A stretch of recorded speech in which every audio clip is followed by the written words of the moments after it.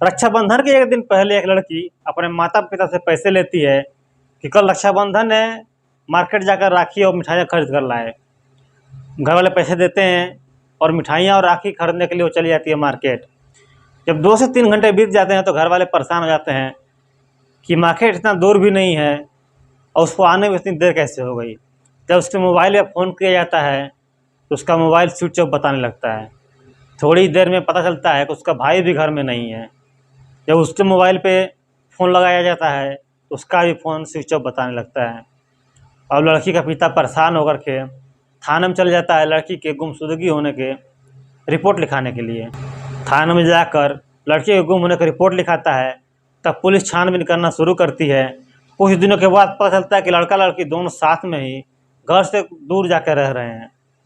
दोनों को घर वाले जाते हैं, वहाँ से लेकर आते हैं। तब पता चलता है कि दोनों कई सालों से एक दूसरे से प्यार कर रहे हैं। घर वाले समझाते हैं कि ये सब गलत है, भाई बहन हो तुम लोग, एक दूसरे से तुमने राखी बंधवाई है और तुम एक दूसरे से प्यार कर रहे हो, सब गलत है। जब लड़का लड़की नहीं मानते हैं, लड़की कहती है कि वो प्रेग्नेंट हो चुकी है। अब मजबूर होकर के घर वाले दोनों की शादी गांव के मंदिर में करा देते हैं।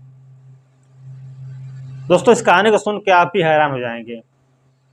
नमस्कार दोस्तों, ये सच्ची कहानी है धनबाद के छोटे से गांव तातरी।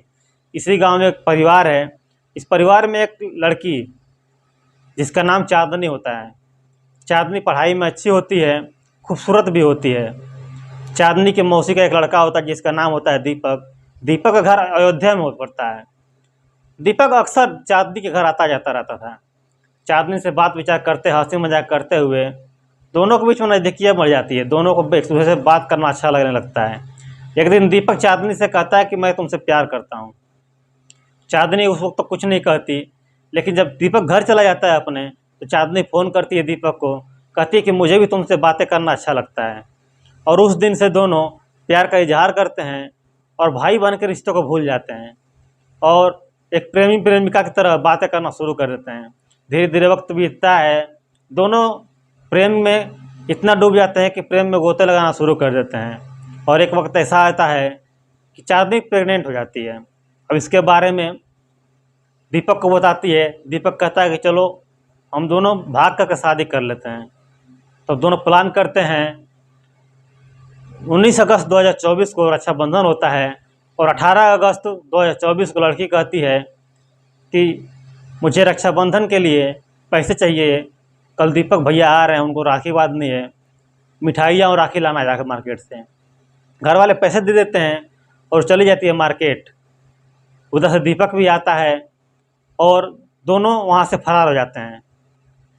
अब जब 3 से 4 घंटा जब बीत जाता है तो लड़की घर वाले परेशान हो जाते हैं कि आखिर वहीं पे गई थी, मार्केट में गई थी, मार्केट इतना दूर भी नहीं है, आने में इतनी देर कैसे लग गई।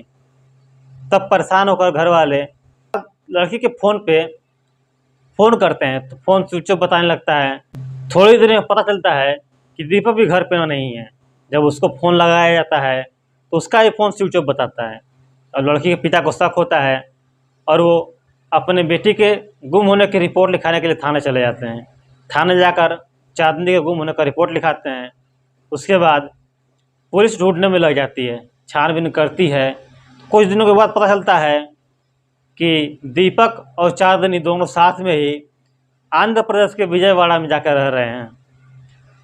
इसका पता लगा कर पुलिस और लड़का लड़की के घर वाले दोनों वहाँ पहुँचते हैं और दोनों को लेकर आ जाता है गांव आकर दोनों को समझाया जाता है कि तुम लोग ये क्या कर रहे हो, तुम लोग भाई बहन हो।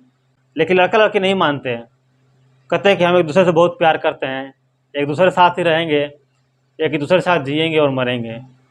फिर बाद में लड़की कहती है कि वो प्रेग्नेंट हो चुकी है। वो पिछले कई सालों से एक दूसरे के साथ प्रेम कर रहे थे और इसी बीच उनसे गलती हो गई और वो प्रेग्नेंट हो चुकी है। अब घर वाले मजबूर होकर के गांव के दुर्ग मंदिर में जाकर दोनों की शादी करा देते हैं। तो दोस्तों, इस ज़माने में इस तरह की लोग हैं जो भाई बन कर रिश्तों को भी नहीं समझ रहे हैं।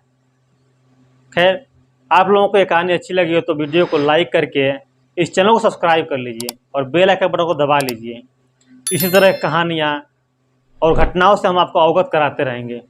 मिलते हैं अगले वीडियो में, तब तक के लिए जय हिंद।